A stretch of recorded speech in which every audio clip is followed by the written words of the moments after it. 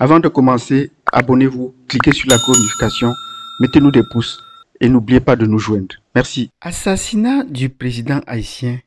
Dans cette vidéo, nous allons vous parler des causes immédiates de l'assassinat du président haïtien Jovenel Moïse. Si vous cliquez pour la première fois sur cette page, bienvenue à Azania Free. Abonnez-vous, cliquez sur la notification et mettez-nous des pouces avant de commencer. Dans la précédente vidéo, nous avons parlé des causes lointaines de ce même assassinat. Et dans cette vidéo, nous avons expliqué le contexte géopolitique et l'histoire, la brève histoire politique de ce pays, Haïti, qui est un pays d'Afrique. Et nous vous disons donc que dans cette vidéo, nous allons parler des causes immédiates. Le président haïtien qui vient d'assassiner est le 5e président assassiné à Haïti. Vous vous rendez compte que Haïti est un pays qui est marqué par la violence, alors que tout autour, il y a comme un certain calme, une certaine prospérité économique. Parce que ce sont des pays qui sont juste bordés avec les États-Unis. Ils sont à quelques encablures des États-Unis. Tous les autres pays en bénéficient de cette prospérité économique, sauf Haïti. Pire, Haïti est marqué par un climat de tension, de division et de violence.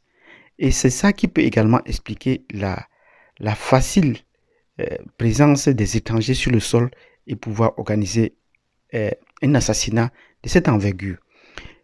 Si vous voulez en connaître davantage les causes immédiates de l'assassinat du président haïtien, Jovenel Moïse, installez-vous confortablement, abonnez-vous, cliquez sur la notification et je vous donne rendez-vous tout de suite.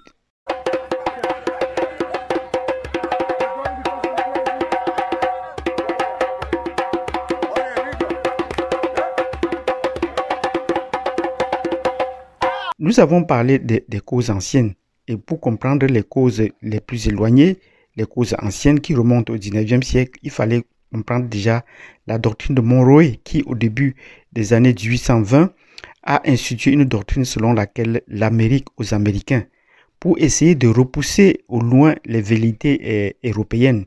Parce que l'Amérique devenant une puissance, elle estimait que tout le continent lui appartenait, que c'était son arrière-cour. C'était ce qu'on pourrait appeler en Afrique pour les Français son précaré. Et par conséquent, elle repoussait donc les présences européennes. L'occasion lui a été offerte au moment de la guerre d'indépendance de Cuba. Cuba a connu 2 guerres d'indépendance, mais la finale est celle qui a permis, la dernière guerre ou la guerre de 10 ans, est celle qui a permis aux Américains d'entrer en scène et de battre à la guerre les puissances espagnoles et de réduire donc en néant ce que l'Espagne était en temps et que l'Espagne n'est plus que l'ombre d'elle-même. Donc en soutenant les indépendantistes face au royaume d'Espagne, au traité de paix, les Américains vont donc imposer aux Espagnols d'abandonner toutes leurs colonies, celles qui étaient déjà indépendantes ou celles qui étaient en voie d'indépendance ou colonisation. Et les Américains vont donc prendre le contrôle de ces colonies, notamment les colonies qui n'étaient pas encore indépendantes en Asie et notamment en Afrique et même quelques pays en Amérique latine. C'est ainsi que vous allez comprendre le cas de la Guinée équatoriale en Afrique, le cas des Philippines en Asie, où ce pays est dominé par la culture espagnole, mais la langue est anglaise parce que les Espagnols, les Américains sont venus prendre pied sur cette île. Donc, aujourd'hui, nous allons nous intéresser aux causes immédiates. Et la cause la plus immédiate, nous allons plutôt partir du cas de Cuba, toujours en Amérique, parce que c'est la cause la plus proche, avec ce qu'on a appelé la crise de la baie des cochons. Qu'est-ce qui se passe avec la crise de la baie des cochons? Au début, à la fin, dans les années 60, en 1961 plus précisément, l'élection du président Kennedy il a donné l'aval aux réfugiés cubains qui étaient installés aux États-Unis d'envahir, avec l'appui des Américains, l'île cubaine. Et cet envahissement a été soldé par un échec. Et par cet échec, les Américains n'ont pas pris la pilule de ce côté. Les Cubains se sont mis sous la protection des Soviétiques. Et les Soviétiques ont fait venir donc dans l'île les missiles qui pouvaient effacer carrément toute la côte est des États-Unis. Et c'est ce qu'on a appelé la crise de la baie des cochons. Donc dans une tentative d'envahir l'île par les Américains qui a échoué, la réponse cubaine a été de faire venir les Soviétiques qui ont installé des missiles à Cuba et qui y sont jusqu'aujourd'hui. Donc, par cette crise de la baie des cochons, nous inaugurons donc une nouvelle phase dans l'histoire politique des pays de l'Amérique en général et des États-Unis en particulier. Parce que là, les États-Unis ont dans leur cheville un petit caillou et qui s'appelle Cuba jusqu'à aujourd'hui. Les sanctions n'ont pas pu ébranler le régime de Fidel Castro. Et désormais, tous les pays sont passés à la loupe et ils leur sont interdits de prendre contact avec les puissances européennes, pire encore, les puissantes montantes de l'Asie comme l'Union soviétique. Donc, pour les présidents qui se sont succédés à Haïti, nous avons dit que c'est le 5e président qui était assassiné. Tous ces présidents ont été généralement les présidents sous l'onction des États-Unis. Et déjà en 1815, l'occasion va être donnée aux Américains d'envahir l'île de Haïti et de pouvoir recoloniser. Parce que Haïti est le seul pays francophone d'Amérique. On parle français au Québec, mais c'est un territoire dans le Canada. Les autres îles où on parle français sont des territoires d'outre-mer et les départements français d'outre-mer, donc rattachés à la France métropolitaine. Donc, par cette domination, par cette occupation américaine de Haïti, les Américains cherchent à ce niveau à pouvoir recoloniser Haïti. Mais en se retirant, les problèmes n'ont pas cessé. Et le développement de Haïti devient également une crise de répétition en répétition. Tous les pays voisins bénéficient du parapluie des États-Unis pour leur développement, sauf Haïti, parce que c'est le premier pays également qui, en 1804, a arraché son indépendance en battant la puissance dominatrice par elle-même. Donc une vraie révolution comme les révolutions françaises, les révolutions américaines et autres. Donc c'est un peuple, nous disons bravo au peuple haïtien, parce que c'est un peuple de battants qui jusqu'aujourd'hui continue à se battre.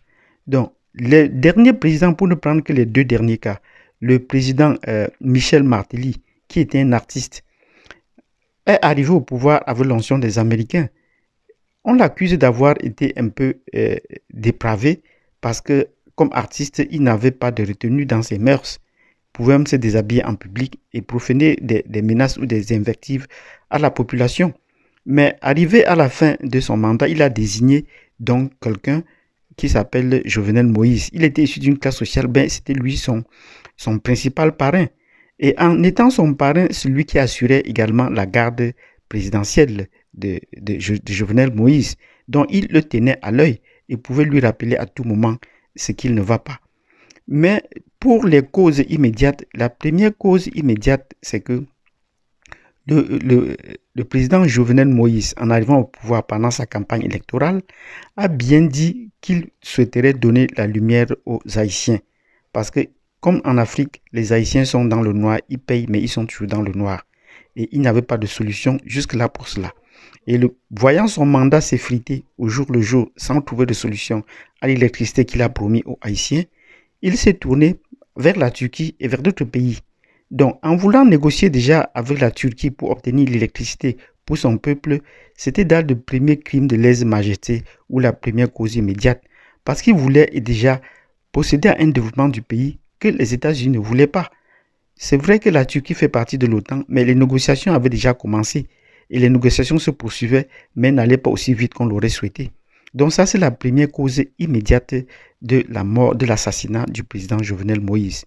La deuxième cause immédiate, c'est que le président Jovenel, se tournant de tous côtés pour apporter les solutions à son peuple, a pu peut-être prendre contact déjà avec les Russes.